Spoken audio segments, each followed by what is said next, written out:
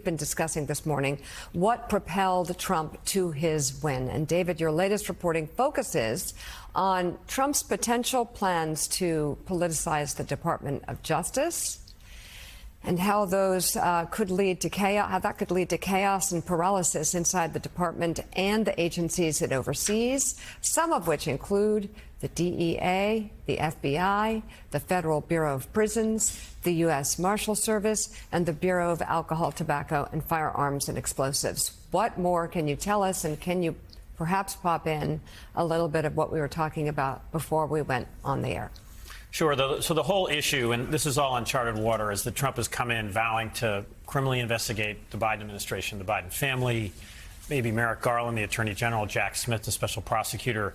That's never happened before. And the danger, and there probably will be people who refuse to carry out such prosecutions. The Supreme Court, with the immunity ruling, has made it possible for Trump to call the Attorney General and order the Attorney General to investigate Joe Biden. That's now legal, thanks to this decision earlier this spring. The chaos could come if line prosecutors, these are career people who work for Republicans and Democrats, refuse to carry out meritless prosecutions. And you'll see legal battles. We'll all be covering it. And it will be a sort of on steroids version of the infighting and chaos that we saw inside the FBI and DOJ. And really the paralysis, that's the most important thing, disagreement that we saw in the first term. So if you could explain how there were attempts the first time around. Because so this could be very different because he knows what positions he needs to fill with who.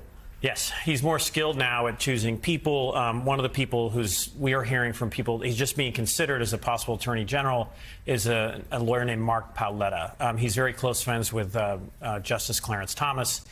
He's tweeted during the campaign that the Biden Justice Department invented crimes against President Trump. There's serious evidence here of mishandling classified documents on January 6th.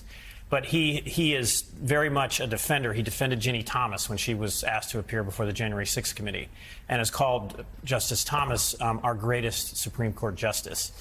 And I think there's a lot of people, in part because of what Trump has said and others, who really believe there is a deep state. They believe that Trump did win in 2020.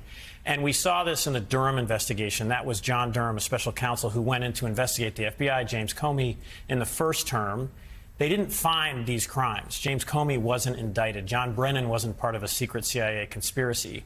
So we don't know what will happen here. They will investigate the Biden family, maybe investigate Jack Smith and Merrick Garland.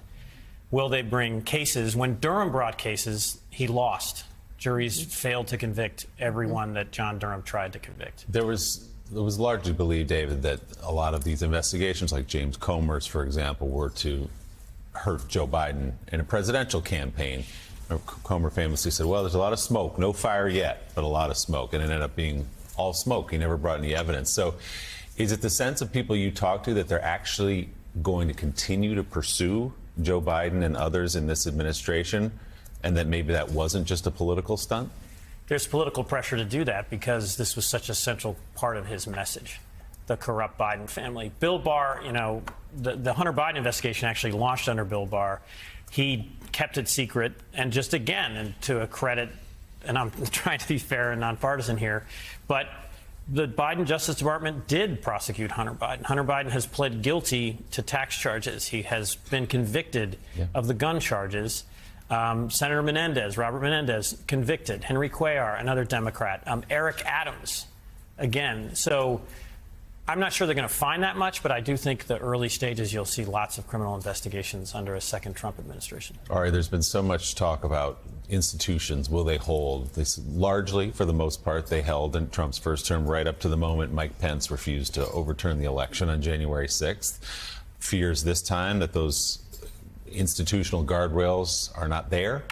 What's the level of concern you would have as somebody who understands the law and people you talk to in justice about just that? Well, I think Donald Trump has telegraphed the areas that he's more serious about. We know that at times he sort of lost focus, or he would put out tweets and then move on to the next thing. But the Justice Department, and I would also argue immigration powers, are two areas where he is just super focused. And so we've all covered this. We're going to come into the second term, completely fair and objective and see what happens. This candidate that David mentions, it's fine to have a favorite Supreme Court justice, and it's fine to defend the clients in private practice and do so zealously. But this is an individual who's also trafficked in rank and baseless conspiracy theories about the very DOJ that he would potentially run. And so that's something that you may not get a lot of deep soul searching from the new Republican Senate if it's going to rubber stamp. And so the other checks will be the judges who oversee warrants in the subpoena process, the juries, as you just alluded to.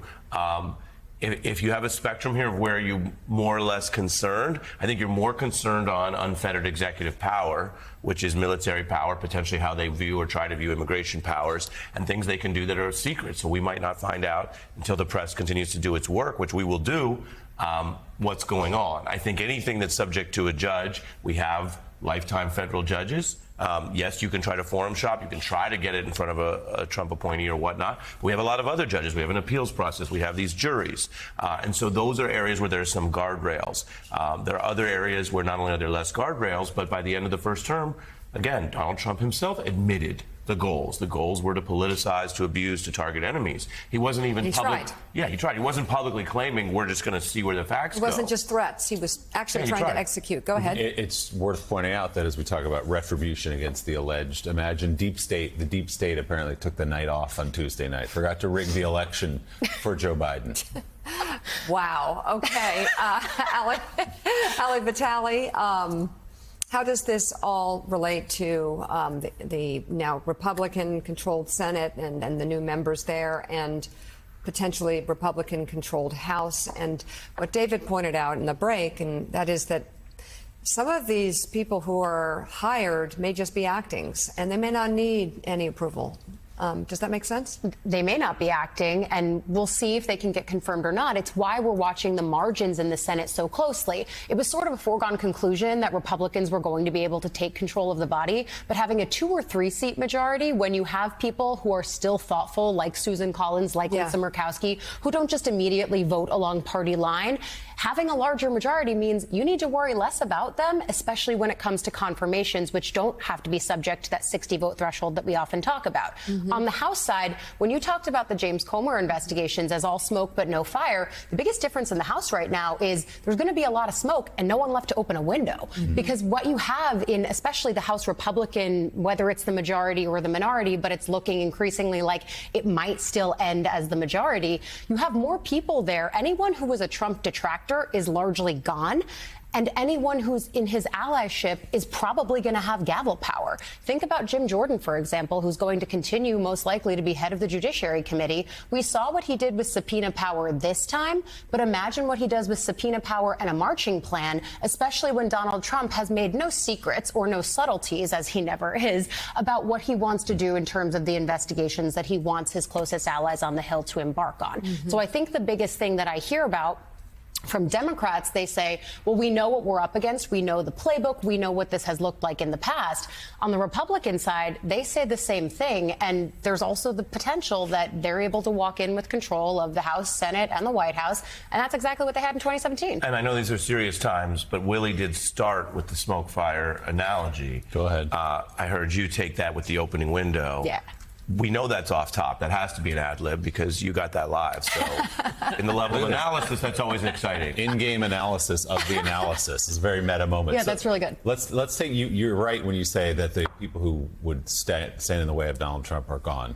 In the House for sure, and largely in the Senate. In fact, Marco Rubio said last night, when asked about how they're going to proceed in the Senate, he said, we will exercise great deference to a man who just won a sweeping, overwhelming mandate. So it will be in service of Donald Trump. So can we take a quick look at the state? That's the House on the left, Senate on the right. There are a few outstanding Senate races here. Do we have an update this morning, Ali, on how those are shaken out? Well, they've taken away my big board, which is fine. I know, I'm sorry. But on the Senate side, I do think that a few of the races that we're looking at there, Nevada and Arizona, are likely to stay in the Democratic column, just based on where they are right now with the vote totals. We haven't called them yet, but that's largely the expectation.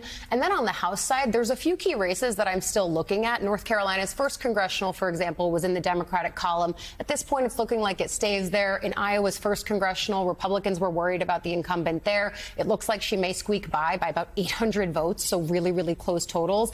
Maryland 6 is another one where it was a Democratic-controlled seat, but it's basically a 50-50 race right now. If the Republican is able to come out there, then, of course, that's notch another one in the Republican column. Redistricting is a really important story in this House right now because Democrats went in needing to only flip 4 seats. We say only, as if it's that easy. But really, they ended up needing to flip 7 because redistricting in North Carolina made it so that they were able to easily win 3 seats. So it's going to be a slim majority. It's still going to be tough for Mike Johnson, especially if they don't change that motion to vacate rule. But generally, Republicans, if they keep the majority, are going to march in lockstep. And then we see what kind of profile Hakeem Jeffries cuts as the leader of the opposition on the House side.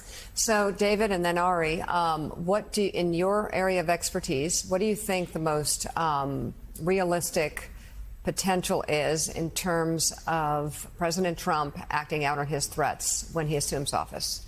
As the national security editor, I think we are going to cover him and fairly and factually and honestly. Yes. He will try to politicize the Justice Department, the FBI, the CIA, even, frankly, the healthcare, public health agencies, and try to just sort of different facts. Who are some of the people he's considering for those? They're all different people like Paoletta who come in with these beliefs about an RFK Jr. The check now is judges and juries, but it's civil servants who have worked in the federal governments for Republicans and Democrats. And right now, my colleague Sarah Fitzpatrick is reporting on this.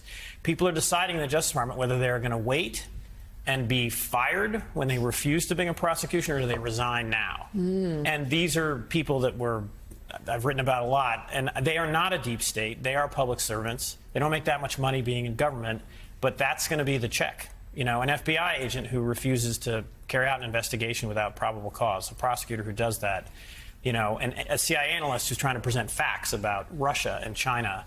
That's a critical part of the policymaking process. So that's one of the biggest tests to come.